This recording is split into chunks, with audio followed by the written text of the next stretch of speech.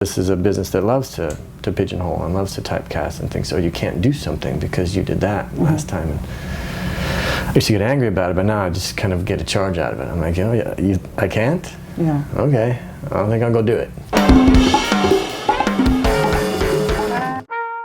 Wow, talk about a role shift for you. Was this something that was just on your radar, or how did it come to you, Garret? A friend of mine from Australia, an actress, Jackie McKenzie, told me about these guys, and she really liked them. Said there was this role that Ben Mendelsohn doesn't want, so maybe you got a shot. Is that true? Really? Come on, Ben Mendelsohn didn't want it. He was just busy. He was busy. He's doing that Netflix thing now, you know. No, but seriously, I mean, what a juicy role. Like, you know, when you it was just a cool story. You know, I like being parts of cool stories. You know, it doesn't have to be lead roles all the time, or you know, and it usually isn't for me. So I just wanted to be part of something cool. Yeah, and it seemed cool. Very cool. Yeah, but like I say, this guy. I mean, here's a dad who is basically, you know, teaching his son. You know, it's okay to cheat. You know, we want to win. You know, how do you get into the mindset of somebody like that? Well, I don't do anything magical. I just try to, you know, it's all in the script there, and just have a little empathy for the characters you play. You know, we all do things we're not proud of. Yeah. You know, I was just reading someone recently talking about, you know, and they were being very biblical, talking about that verse, like it's something about the mote in your own eye, you know, and you got the pillar in yours, or you know what I mean? That thing. Everyone's got these problems, but some still good guys in their way. You know, he's a shit father.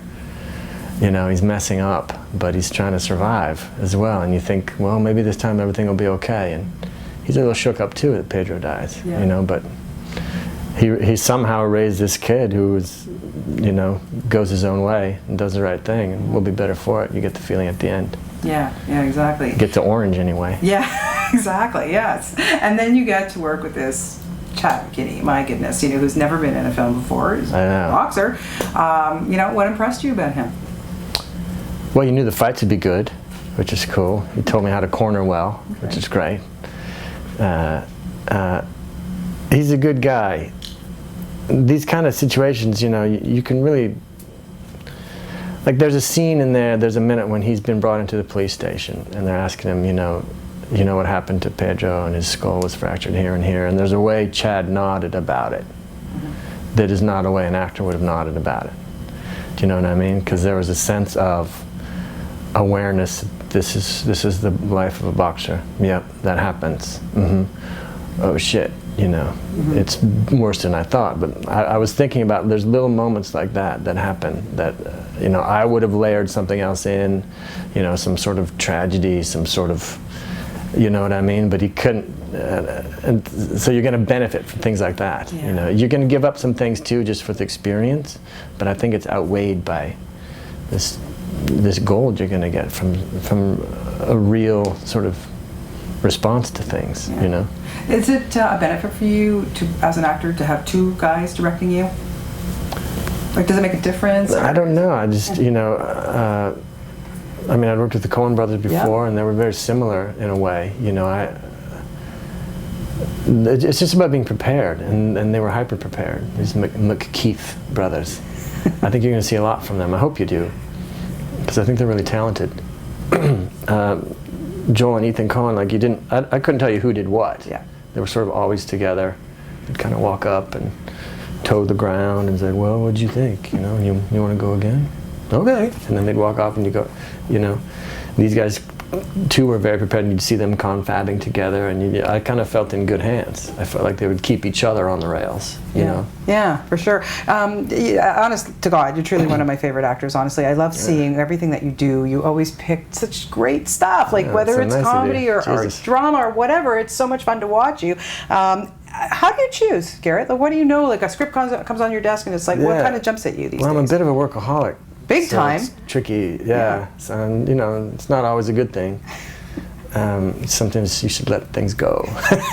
Let them go by. But I've been pretty lucky, you know, I think. I've had a few projects early on that sort of defined me, at least in the eyes of, you know, my peers.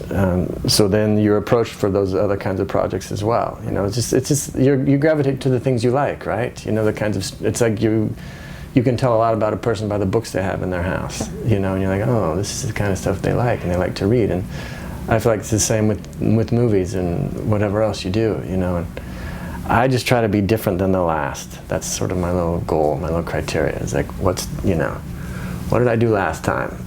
Let's take a break from that and let's do this, you know. And I'm starting to get a kick out of the whole. I used to get angry about it, you know, because this is a business that loves to pigeonhole and loves to typecast and think, so you can't do something because you did that last time. And I used to get angry about it, but now I just kind of get a charge out of it. I'm like, oh yeah, I can't? Yeah. Okay, I don't think I'll go do it. Good for you. You know what I mean? Yeah, good for you. Well, I was telling you off camera, Howell, my family never missed an episode of Raising Hope. We just thought it was the best show. It was so fun, and you made it hilarious. You must have, like, I mean, that little girl was adorable. Oh, I mean, I miss them so much. Like, wow. But what a nice group. Like, you have Cloris Leachman, you have Martha Plimpton. Like, what a great group and a few years that you had on that show. Yeah. It must have been just and a Greg blast. Garcia, you know, yes, the creator, Greg Garcia. The same kind of thing. It was he's like the Milch of comedy, in my opinion. He just because he creates an atmosphere that trickles down to everybody, you know, and he's, you know, some of the best bosses I ever had. Yeah, but to play such a goofball like Bert, you know, is it kind of a just? It's sort of more like me than anything else. Really? Oh yeah. My dad was like, oh, that's more like you than the other things you play, which I guess is good because I'm not a rapist or a killer or, you know, a robot. Exactly. But then you moved to Justified, you know. Yeah, well, I started in comedy. Couldn't get dramatic roles to say that when I was younger. I did lots of sitcoms and sitcom pilots, and then I got Deadwood, and that spawned a whole bunch of you know, sadists and whatever. Yeah. And then I was tired of it, and I said, we need to go back to comedy for a little minute, and that's Raising Hope came. And it was hard to get Raising Hope. I had to jump through all kinds of hoops because they were like, well, he's not funny. Oh my God, you were perfect. They forget what you can and can't do, and you know, I think people don't know what actors do. I mean, we train as hard as athletes, you know, to do all kinds of things, and I didn't think that was unusual. I thought that's what we're supposed to. That's what we did in school. Yeah. You play Pauper, and then they do the Prince the next week. You know, it's like a company. I'm just one of the lucky few, I think, that's had the opportunity. I know just about everyone I know can do the same thing. Oh, it's great. You just don't get the chance. Yeah, and now we're going to see you on the Mindy Project, and that's been revived, and it's on Hulu and stuff. I just watched the new trailer. It just got released, I think, this week. Well, I just finished my own show called Hand of God for Amazon, which is a real dark character. You know, it's really conflicted, white supremacist, violent zealot. You know, and I was like, how about the Mindy Project? You know what I mean? Yeah. A little break, a little different. Well, it's great. I'm so glad that you get to mix it up and people see that, because you really are such a talented actor, honest to God. Like, so happy to have a chance to meet you, and best of luck with this, because really it just shows another amazing side of you. And it was nice to be a part of it. It's nice to be, you know, this extraordinary young man here. Yeah. Chad got to do this amazing thing. He might have a future, huh? This is a good, even if he doesn't, you know, this is something that'll last. Do you know what I mean?